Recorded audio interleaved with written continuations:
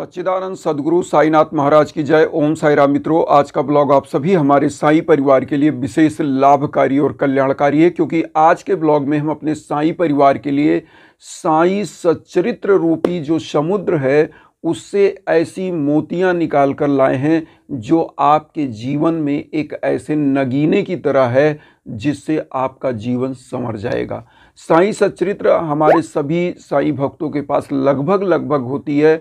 अगर नहीं है तो आपके आसपास जहाँ भी धार्मिक किताबें मिलती है या जो है ऑनलाइन भी आप मंगा सकते हैं, ऐसी साई सच्चरित्र आपको मिल जाएगी। आज हम साई सच्चरित्र के चैप्टर नंबर 16 और 17 इसके बारे में आप लोगों को वर्णन करना चाहते हैं, बताना चाहते हैं इस वीडियो में कि इस अध्याय को आप जरूर पढ़ें। साई सच्चरित्र के इस अध्याय को पढ़ने से आपके जीवन में भक्ति की भावना बढ़ेगी और आपका जीवन उस ब्रह्म ज्ञान को प्राप्त करने के पास पहुंचेगा, क्योंकि साई सच्चरित्र अपने आप में एक अथाह सागर है। जितना आप इसको पढ़ेंगे, जितना आप इसमें अपनी भावनाओं के गोते लगाएंगे, उतने ही हीरे मोतियां आपके हाथ लगती जाएंगी। साई सच्चरित्र के इस अध्याय में यह बताया गया है, जो चैप्टर नंबर 16 है, 16-17 आप लिख करके दिया है, 16/17। तो उस चैप्टर में ये बताया गया है, ये चैप्टर नंबर 16 और 17। तो इस चैप्टर में बाबा का जो है शीघ्र ब्रह्म ज्ञान की प्राप्ति, ब्रह्म ज्ञान की योग्यताएं, बाबा का उपदेश, बाबा का वैशिष्ट, इन दोनों अध्यायों में एक धनाढ़ किस प्रकार साईं बाबा से शीघ्र ब्रह्म ज्ञान प्राप्त करना चाहता था। तो आज मैं आपको, चूंकि मैं पढ़ चुका हूँ इसको, अभी पढ़ा हूँ कुछ समय पहले, तो मैं आप लोगों को संक्षेप में यह बताना चाहूँगा कि क्या क्या चीज़ें आपको, जब हम भक्ति की विचारधारा में जाते हैं, जब हम एक प्रभु को प्राप्त करना चाहते हैं, ब्रह्म ज्ञान को प्राप्त करना चाहते हैं, जरा मरण से मुक्ति चाहते हैं और घर परिवार इस सांसारिक कष्ट से मुक्ति चाहते हैं, तो हमको क्या चाहिए। मैं आपको इसमें थोड़ी सी कहानी बताना चाहूँगा। एक समय की बात है, चूँकि इसमें जो साई सच्चरित्र में मेंशन भी है कि मूल ग्रंथ में उस व्यापारी का नाम नहीं दिया गया है, लेकिन उसके बारे में वर्णन किया गया है। हेमाड पंथ जी ने लिखा है कि एक व्यापारी ऐसे थे जिनके पास नौकर चाकर दास दासियां उस जमाने में थी, और उनको ये हुआ कि उनका जीवन तो पूरा हर प्रकार के वैभव से परिपूर्ण है तो अब उनको क्या चाहिए, ब्रह्म ज्ञान। तो उनको किसी ने साईं बाबा के बारे में बताया, शिरडी साईं बाबा के बारे में उन्होंने सुना कि मैं उनके पास जाऊंगा तो मुझे ब्रह्म ज्ञान की प्राप्ति हो जाएगी। वो बाबा के पास पहुँचे, बाबा के पास अपने किसी मित्र के द्वारा वो पहुंच गए, वहाँ पर प्रणाम किया, बैठे रहे और बाबा से बोले कि बाबा, मैं यात्रा में बहुत ही कठिनाइयाँ सहकर आपके पास पहुँचा हूँ और मुझे अगर ब्रह्म ज्ञान की प्राप्ति हो जाए तो वह कठिनाई मैं भूल जाऊँगा, वो दिक्कतें मैं भूल जाऊँगा जो रास्ते में मैंने सही है। बाबा ने कहा, इत्मीनान से, धैर्य से आप बैठिए, निश्चित रूप से आपको मैं ब्रह्म ज्ञान की प्राप्ति अभी कराऊँगा। तो बाबा ने उनको बैठा दिया अपने समीप और लोगों से मिलते रहे। उसके बाद बाबा ने क्या किया, इनका परीक्षण शुरू किया। परीक्षण किस रूप में, बाबा ने एक बालक को बोला, चले जाओ नंदू व्यापारी के यहाँ, उनके यहाँ से 5 रुपये ले आओ। फिर वहाँ वो, बाबा को तो त्रिकालदर्शी हैं, लेकिन इनकी परीक्षाएं उन्होंने शुरू कर दिया कि ब्रह्म ज्ञान प्राप्त करने की योग्यता आपके अंदर है या नहीं है। तो बाबा ने परीक्षाएं शुरू कर दी। बाबा ने क्या किया, इनकी परीक्षाएं लेना शुरू किया और वो नंदू व्यापारी के यहाँ बालक गया, वहाँ भी उसकी दुकान बंद, उसका घर बंद, ताला बंद। फिर बाबा ने कहा, जाओ दूसरे के यहाँ। दूसरे के यहाँ गए, वहाँ भी 5 रुपये नहीं मिला। जो व्यक्ति बाबा के पास बैठा था व्यापारी, वो मतलब 50 गुना उसका नोट लेके बैठा था और वह व्यक्ति ये नहीं सोचा कि बाबा बार बार छोटे से बच्चे को दौड़ा रहे हैं इधर उधर 5 रुपये के लिए, और इतनी व्यग्रता से बाबा जो है 5 रुपये की तलाश कर रहे हैं, क्यों ना निकाल कर हम अपने टेट से बाबा को 5 रुपये दे दें। तो यहाँ पर बाबा ने परीक्षाएं क्या ली, ये आपकी भी परीक्षा हो सकती है, मेरी भी हो सकती है। मैं इसीलिए आप लोगों से कहता हूँ कि दान किए से धन न घटे जो सहाय रघुवीर। देखिए, पंछी के पिए से घटे न सरिता नीर, और दान किए से धन न घटे जो सहाय रघुवीर। तो दान, बाबा यही चीज उनकी परख कर रहे थे कि ब्रह्म ज्ञान कैसे प्राप्त हो सकता है। बाबा यही चीज उनका ट्राई कर रहे थे कि ब्रह्म ज्ञान के योग्य यह व्यक्ति है कि नहीं। तो बाबा ने उस व्यक्ति से, वो बार बार जब बाबा का देख रहा है कि बाबा व्यग्र हैं 5 रुपए के लिए, फिर भी वो यह नहीं सोचा, वो अपनी लौटने के बारे में सोचने लगा, अपनी हित सोचने लगा। बाबा से बोला कि बाबा मुझे जल्दी से ब्रह्म ज्ञान दीजिए। अब सोचिए, आज के समय में हम लोग जब पूजा पाठ करते हैं, ये चीज आज कलयुग के भौतिकतावादी युग में समझने की बात है।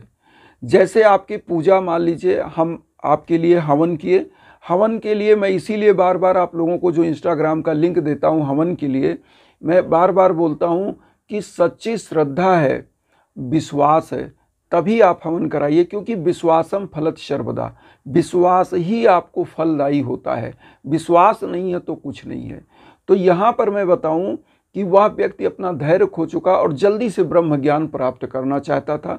बाबा ने वहीं पर उसको ब्रेक लगाया और बोला कि आपको जो ब्रह्म ज्ञान चाहिए वह ब्रह्म ज्ञान के योग्य आप नहीं हैं, क्योंकि आप 5 रुपए के इतने गुना नोट आपकी टेट में है।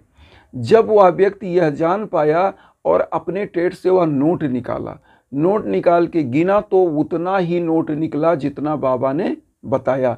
बाबा ने कहा कि आप परेशान ना हो, मुझे आपके नोट की आवश्यकता नहीं है, मैं केवल यह ट्राई कर रहा था, आपका विश्वास देख रहा था कि आप ब्रह्म ज्ञान की प्राप्ति के काबिल हैं या नहीं हैं। तो यहाँ पर क्या होता है, सच्ची श्रद्धा और सबरी के साथ और लोभ मोह त्याग करके, लोभस्य मोहस्य पापस्य कारणात्, लोभ मोह ही पाप का कारण है। अगर आप लोभ मोह से ऊपर उठेंगे तो निश्चित रूप से आपका जीवन खिल जाता है, आपका जीवन संवर जाता है। लेकिन यहाँ क्या है कि व्यक्ति तो लोभ मोह से ऊपर ही नहीं उठना चाहता। इसीलिए तुलसीदास जी ने, साईं सचरित्र में हेमाड पंत जी ने लिखा भी है, तुलसीदास जी ने लिखा है कि जहाँ राम तहाँ काम नहीं, जहाँ काम नहीं राम, तुलसी कबहु होत नहीं, रजनी रवि रजनी एक ठाम। मतलब जहाँ पर ईश्वर और ब्रह्म ज्ञान होता है वहाँ पर लालच नहीं होता है, और जहाँ पर लालच होता है वहाँ ब्रह्म ज्ञान नहीं होता है। इसीलिए गीता में भी लिखा है, लोभस्य मोहस्य पापस्य कारणात्, लोभ मोह ही पाप का कारण है। तो इस तृष्णा से, इस लोभ मोह की लालच से ऊपर उठना है।